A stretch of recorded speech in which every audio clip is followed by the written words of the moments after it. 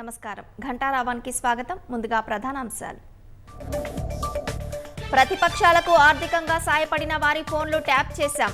వాంగ్మూలంలో వెల్లడించిన అదనపు ఎస్పీ భుజంగరావు.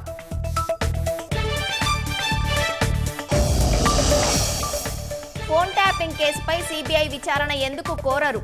కేటీఆర్, హరీష్ రావును ప్రశ్నించిన సీఎం రేవంత్ రెడ్డి.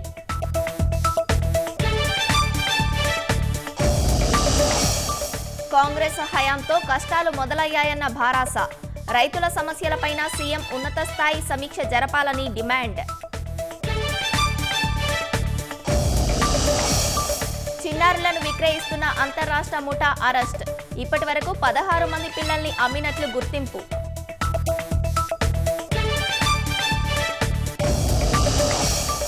రెమాల్ తుఫాన్ దాటికి ఈశాన్య రాష్ట్రాలలో భారీ వర్షాలు. మిజోరాంలో క్వారీ కూలి 10 మంది మృతి.